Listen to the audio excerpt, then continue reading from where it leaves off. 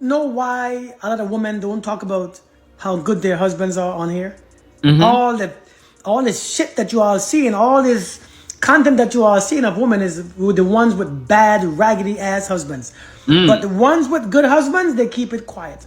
And so you all think good men don't exist and good husbands and good marriages don't exist. But I'm telling you, let me tell you why women don't come on here when they have a good husband. That's Because a it. woman knows as soon as she talk about her husband and how all the things he does for her, all the best ways he treats her, you are gonna try to find his address. Yeah, I ain't gonna lie. That's right though. That's why I know people who are in great marriages. They don't talk about it all on social media like that. They keep it quiet. All the women who watching that video are gonna try to find his address. You are gonna try to find where his location is and who he is and where he works, and you are gonna show up there. You are gonna start looking for their content or their page, and you're gonna start going to their content, talking about, "Hey, how Yeah. are you doing?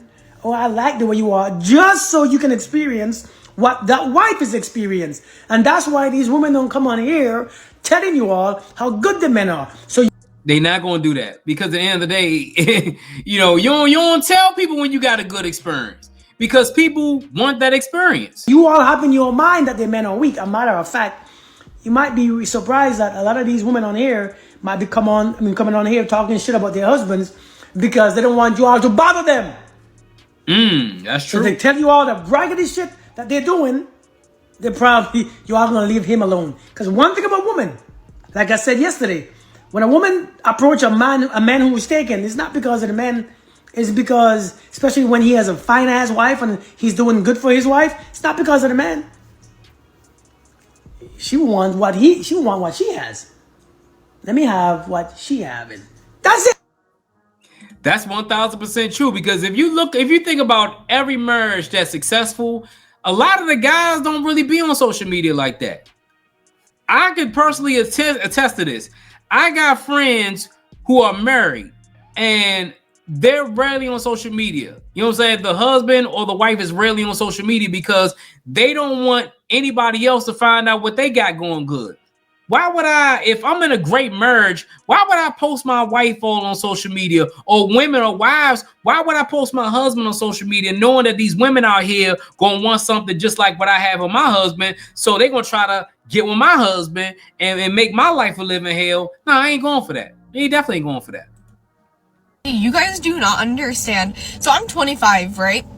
I'm sitting here and I'm having to build a fucking roster. I'm having to sit here and go out and do things I don't want to do. I don't want a roster. I don't want to go out and date. I don't like this hookup culture. I don't like any of it. But I feel like I don't have a choice. Men, you guys just get to sit there and you guys can go wait until you're in your 30s, you're almost 40, and you can just go get with a girl that's in her fucking 20s and live a normal life. Girls don't have that luxury. I'm now sitting here at 25 having to figure out how the fuck to get back in these fucking streets. You're 25 years old. You're in your prime. Why are you crying like this? So I can figure out, so 10 years down the line, I'm not sitting there single still with my daughter being an only child. Like, I want to have a family. I want to have kids. I want to be happy. Like, I want all of these things. But people don't want that nowadays, it feels like no matter, it's like, what is this dating stuff? What is Hinge? What is Tinder? What is all of this? Like, it's disgusting. Like, my friends helped me make a Hinge and a Tinder, and it's like, I hated it. I hate it. I ended up deleting my Hinge, and I'm getting ready to delete the Tinder because it's just like I don't want to talk to anybody on there. Like, I don't want to do any of this. Like I'm just sitting there like a magazine going through like clothing. That's what it feels like. And it's like, I don't want that. And I don't want to be a part of that. I don't want to be a part of that at all. Well, you know what? If you don't want to be a part of it, go out and try to find somebody the natural way. Go out to a couple of spots. Find out what men like to do. Go to those spots that men like to go to, and you'll find somebody that you may like. That's the problem. This generation, they're so used to going online and going on their phone trying to find a match or whatever that people don't communicate like they used to. I remember when I was a kid, man, we had to go out to find our love interest. We had to go to the bars, we had to go to the clubs, we had to go to the malls, all that stuff to find our love interest. Now you do it on your phone, and that's what messes everything up. Why every time I meet a woman, she's behind on her bills or she needs help with a bill? If that's something that you're questioning and it's bothering you, upsetting you, that you have to bring it to the internet, you don't need to be meeting women right now. You need to be focusing on yourself and getting your life together so that that doesn't bother you. Ew. So basically, if I bring it to the internet, I'm a problem. But when women bring that same thing about men up to the internet, they're not the problem. I'm trying to figure this out. Like, why is it good for one species or one sex, but it ain't good for the other sex? Let me know in the comments if I'm kind of like just out of the way about it. I felt like I was vibing with this guy that I met tonight, and I was with two of my guy friends, and they were like, ask him for his number, like blah blah blah. And I was like, well, if he's interested in me, like, he'll ask for my number. But they were like, no, just like ask for his number, it's fine. And then we were walking out, my friend was like, oh, you guys should exchange numbers. So then we did. And I was like, okay, let me know if you're going out after this. And he's like, yeah, I'll text you. And I was like, well, if I go home, like, I'm not gonna come back here, so I'll just wait for you to be done. And he just didn't, he like, I don't know, he just kind of like disappeared. And I was waiting for his text, and he never texted me.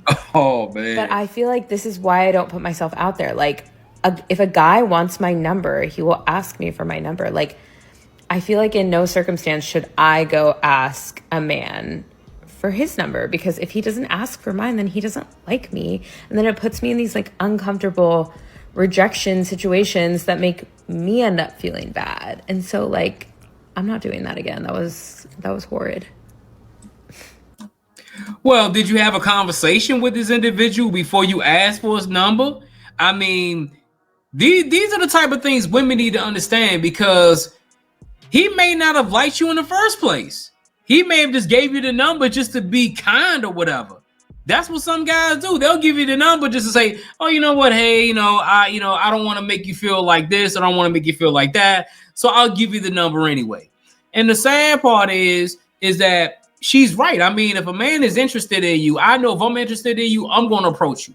It is what it is. Some guys don't do that, but I know guys my age and guys a little bit younger than me, a little older than me. If I'm interested in a woman, I'm going to approach her regardless. You know what I'm saying? These new guys, they may want to be chased. Me, I'd rather be the pursuer. I'm not being no chaser, but it seems like the dude wasn't interested in you in the first place. So that's why he did that to you.